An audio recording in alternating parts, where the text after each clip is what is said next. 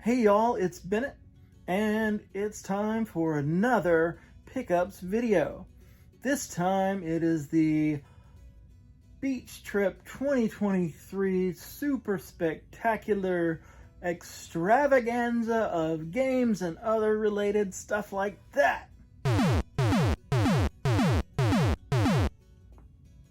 Yep, that's right. Went to the beach with the fam. Got there on a Saturday to the condo that we always go to, and then the Sunday, as I've done for the past several years, I took myself over to nearby Pensacola and checked out the game stuff happening there. It's always fun to go game hunting in unfamiliar places. I mean, it's familiar to me now, but places that that aren't home, and see what's going on when you're on a trip. And Pensacola, Pensacola, Florida, for those of you who don't know, seems to have more and more video game stores popping up every time I go there. So this time around, as I usually do, I began my camera shake. I began my excursion with the flea market, and I didn't get there super duper hurly-burly early, but I got there early enough, and as is often the case at that flea market, the vendors kind of trickle in throughout the Sunday morning, so I barely kind of slowed down looking at the various vendors on the way into the inside booths of the flea market. But I did see, I saw some Xbox games that kind of had my interest, but I think they were overpriced. But I found another booth that, like on the way in there, that had a few random games from various different systems scattered about, and they had an NES in the box and a Nintendo 64 in the box. And of course I stopped there, and while I stopped there was somebody, one of the guys, turns out, who runs the store inside the air conditioned part of the flea market. He was there negotiating, wheeling and dealing with the vendor on a big stack of games, including a copy of Pokemon Heart Gold, loose copy that he was getting a tremendous discount on, and the booth vendor guy said he got it for like $5 at a yard sale or whatever, one of those things. That's what I'm looking out for Heart Gold, because I have a box that I need to fill, and I don't want to pay $100 for it, or more, $140 or something now. Anyway, he got a big old stack of games and a super good deal on it, and I was like, man, I wish I could have gotten that Heart Gold, but I doubt what I would have gotten the friendly face deal that the guy got. Whatever, that's neither here nor there. So N64 in the box, and a original Nintendo control deck set. This is the one without the zapper, and no ROB and no trackpad or anything like that. Anyway, had those sitting out. I asked him about them, and he gave me the spiel of how good a shape they were, and so on and so forth, and how much he could get for them on eBay. And he said, but I could probably let them go together here for $500. And I was like, well, that's a good price, that's a pretty good price for those two fine looking consoles there in the box. So I said, I may consider on it, but I'm gonna go inside. So in I went, and so brain started working about those about the consoles, and I started looking things up and so forth and so on. And anyway, I'll get back to that. When I got inside, I went to the booth of the gentleman who had picked up that Heart Gold and other such things, and when he got in there, like his kids were already in there and running the place. It's hard selling me, trying to get me to buy a Jungle Green N64 loose, but with the controller for like $200. And that's probably not for me, but you know, go ahead, kids. And they were hard selling. They were good kids. But anyway, I looked up and down the store. He has lots of good stuff. I've been to this guy's booth several years now, and I usually come away with at least a few games and stuff, and that's what I did this time. So what I picked up at said booth were just a few little items, a few things to fill in empty cases that I have, including Dragon Ball Z, the collectible card game on Game Boy Advance. I don't know anything about this game except it's a Dragon Ball Z collectible card game. And, you know, I liked the Pokemon CCG Game Boy game. Game Boy Color, I guess? Anyway, so here's one of these, and it fills an empty case that I have. And if you saw my recent videos where I picked up some empty NES boxes, you will know that I was on the lookout for Infiltrator, which is arguably the greatest game in the history of the Nintendo Entertainment System, because the hero of Infiltrator does it all. He's like a rock and roll helicopter pilot, spy, machine gun toting, woman loving James Bond, American cousin, and so forth. And he's got a killer name, which is Captain Johnny Jimbo Baby McGibbets, the Infiltrator. That is a lot of nicknames for this dude. Ace helicopter pilot, ballistics expert, rock star, motorcycle racer, and all-around good guy. Yeah.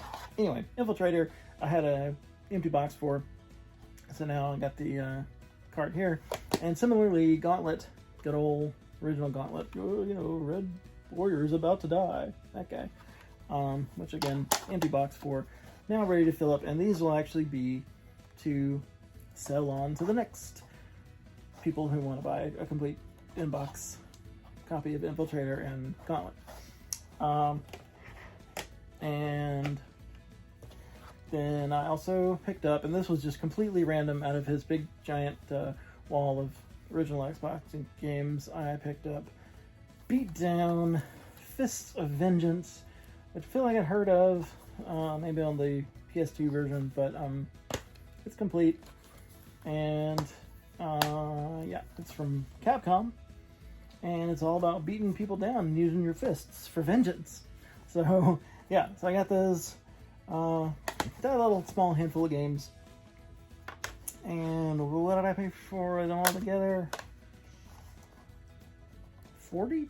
35? Maybe 35. Something like that.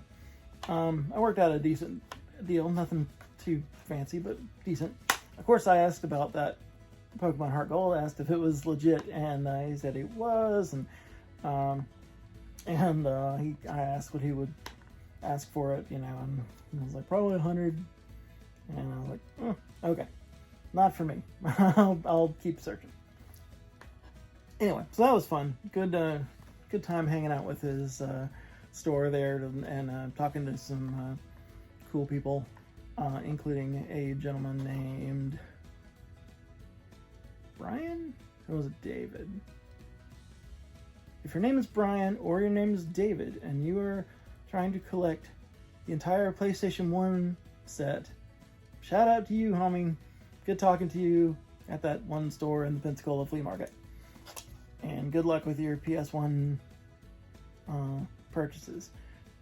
Yeah, so PS1 is going to be a heck of a complete set to put together, but you can do it, no matter what your name is. It's on me, believe me. I'm terrible with names. But it was good talking to you. Anyway, moving on. roamed about the interior of the flea market air-conditioned spot, and there was another shop that just had some random stuff in it, but that included a small wall of video games, and I searched upon the Wii section and found Cursed Mountain. This is one I was looking to get on Mercari and just never pulled the trigger on when it was at a price I wanted. And this is complete, and it is M-rated, blood, sexual themes, and violence all up in this one package here, from Deep Silver. That's one of those companies that makes interesting games. Anyway, I've been wanting to check this out. I asked how much they wanted for it, and the guy looked it up and was like, seems to be going for 20. How about 10? I said, awesome. I was gonna hope for 15, so I paid 10. That's good. Cursed Mountain. Looks like a winner on the Wii. And what else did I find in that that flea market? Well, I went to there were a couple other shops. Seemed like they just kept popping up with more video game stores, but only one that I actually get any more games from. And anyway, I've been to this one before, and I've gotten a few boxed games, for instance, for the NES, and I think I got my copy of RoboCop there. Anyway, some other stuff. But this time around, and definitely my copy of Narc on the NES came from there. Whatever. Yep, so this time I grabbed a few Xbox games. I'm getting to the point in my original Xbox collection where I'm pretty much on the lookout for games I haven't heard of, or never see anywhere, because most of the basics of the Xbox I already have. I mean, there are a few that I don't like. I need a copy of Psychonauts, for instance, and I'm on the lookout for it, but it's going up in price, which is annoying. But anyway, for just kind of shelf filling, kind of collection bloating Xbox games, I'm on the lookout for things that look interesting and different and haven't heard of. So got these three, and they had this one marked at 9, and I didn't know no prices on the other ones, but I asked what they wanted for them. They're like, $20 for all three. Cool. So that's what we did. Yeah. So first we have Myst 4 Revelation, and it's complete. Y'all know Myst. That's that old computer game from the early to mid 90s. Well, here it is in its 4th iteration on the original Xbox. It's not, I guess, exclusive to the original Xbox, but it might be console exclusive to the Xbox. Obviously it went out on PC as well, but whatevs. It's presumably another puzzle-solving, pointy-clicky computer game ported to the Xbox, and pretty and stuff. So Myst Revelation. And then we got Shattered Onion, the what I do believe is a Civil War battle tactics simulator from 2K Games, and it is also complete.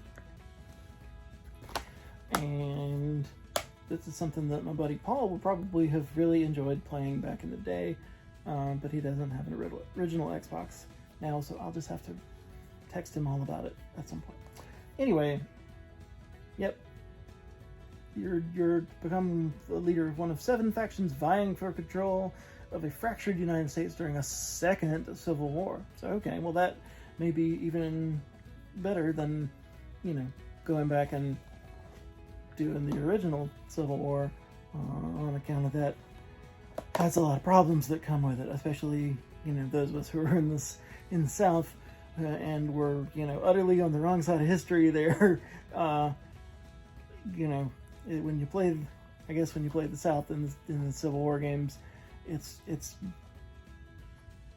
try not to think about them. Whatever, let's not get down into that. But I've never played those Civil War strategy games, but I might give that one a try. So, next we have Dreamfall, The Longest Journey. And this is another Xbox game. I thought this was a Xbox exclusive, but it is not. It is, however, one of the most anticipated adventure games in years. So yeah, this, I don't know, looked like could have been fun. Yes indeed. I don't know anything even the slightest bit about it, but I looked it up on price starting, and it went for like, I don't know, $15 or $20 by itself. So it was cool to get it in a stack of these three things for $20. All right, so finished up inside the flea market and was heading back to the car, and I was like, all right, gotta give it a shot here. Not gonna throw away my shot. You only get one shot, and I'm not gonna miss my chance to blow. The opportunity knocks once in a lifetime, so I gotta go ask them about their Nintendo. Anyway, went over to the guy, said, all right, I'm not trying to, give you the run around here or anything, but what if I said, would you take as low as $300 for that Nintendo and that Nintendo 64? And I was looking at the Nintendo 64, and it, by the way, I thought in my mind, I when I first saw it, I thought it was the Grape Fantastic one, but it turns out it was the that original charcoal gray, but with the atomic purple controller edition. So that is again a special edition of the N64, but not one of the Fantastics. Anyway, whatever.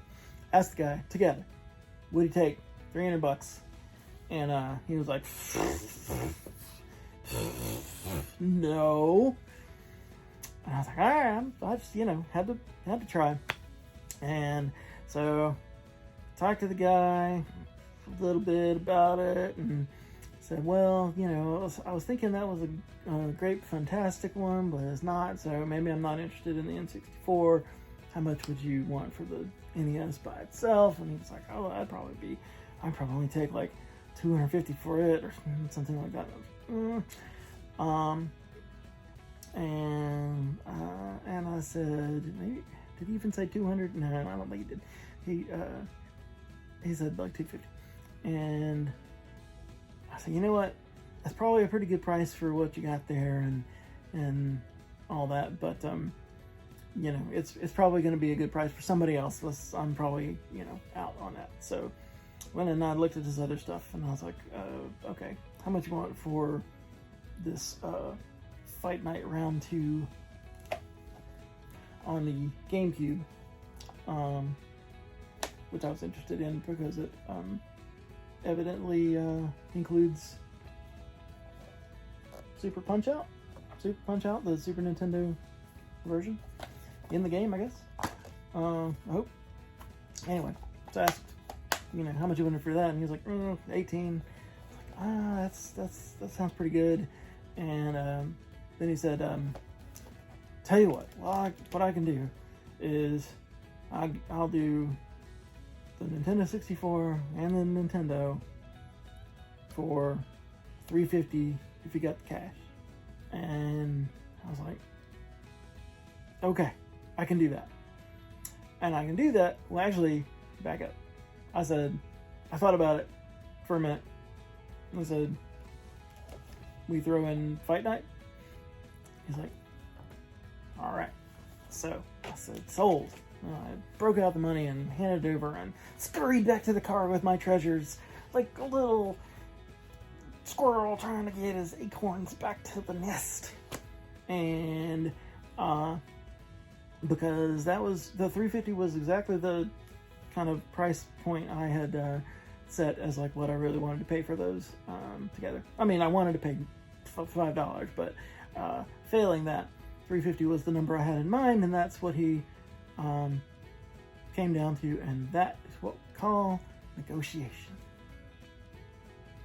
And I am not usually very good at negotiation, but you give it a shot. And if he had said, you know, no way, and if he had not come anywhere near $350, I would have walked away and bought Fight Night and just went on my merry way and not thought about it anymore, because, you know, I had my price and he had his.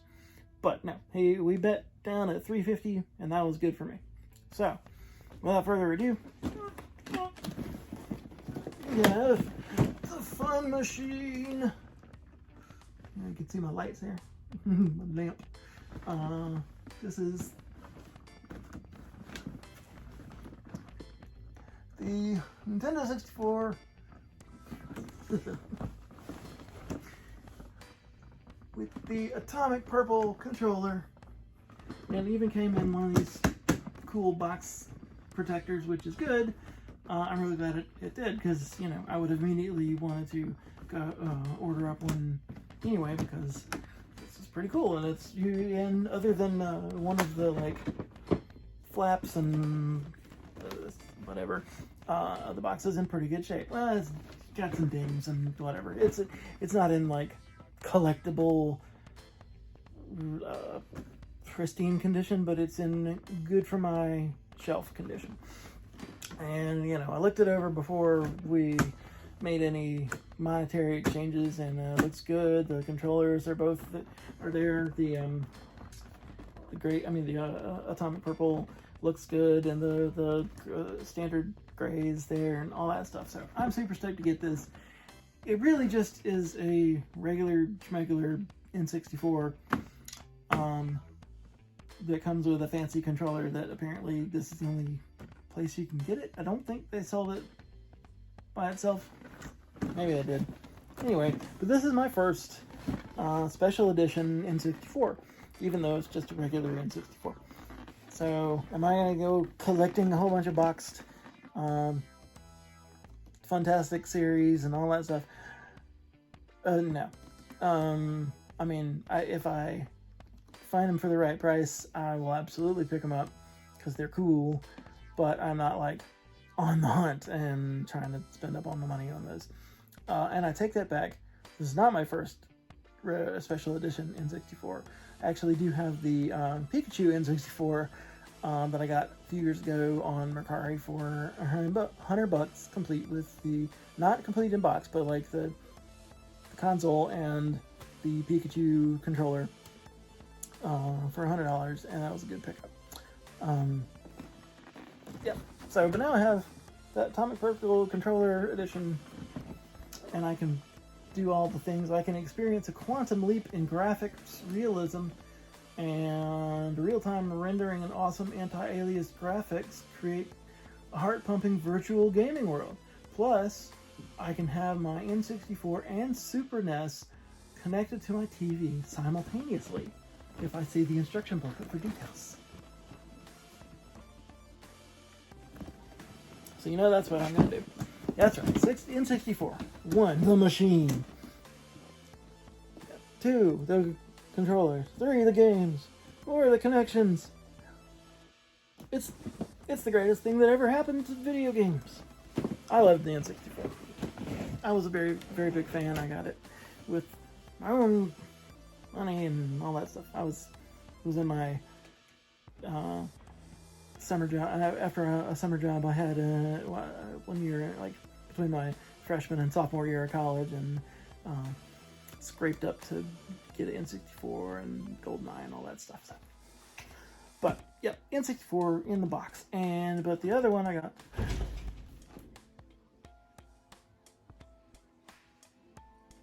was this Nintendo NES control deck.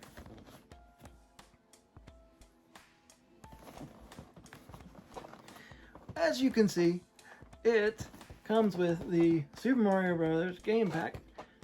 This one does not have it has the game in there, but not a box. And I'm not really sure that it was supposed to have a box in the first place. I always thought it was just the cart and manual. I'll have to do some research to see if for some reason the box is supposed to be in there. Even if it is, I do have a black box Super Mario Brothers, so I could put that in there and have it be truly complete. But yeah, but I have the controllers and have the console, and the console looked great. The foam isn't there. It's everything's where it should be. All the hookups and all that stuff. You know, it was in really great shape. In fact, all overall better condition even than the N64, like box wise, everything, except for again like this flap right here has been opened and stuff, and it had some dings. Again, we're not talking about preserving this in amber and whatnot, but for putting it up on the shelf and getting a protector for it and all that stuff. I'm real happy to get this. Yes, so now I'll have access to high resolution graphics, a complete library of Nintendo games, zero resistance front loading cartridge loader. It's fast. And it also comes free with the most incredible video game ever, Super Mario Brothers. Can you help Mario through 8 worlds and 32 levels to rescue the princess?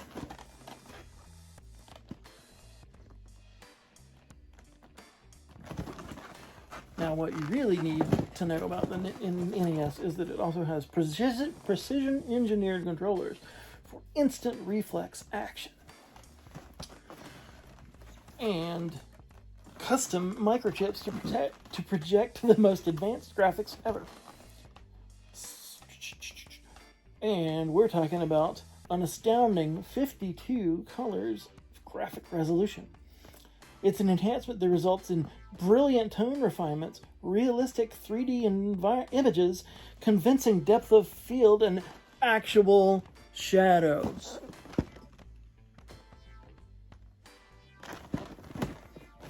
Can't go wrong with Nintendo. Throw away all your other consoles and get the NES control deck at a flea market in Pensacola a couple of weeks ago.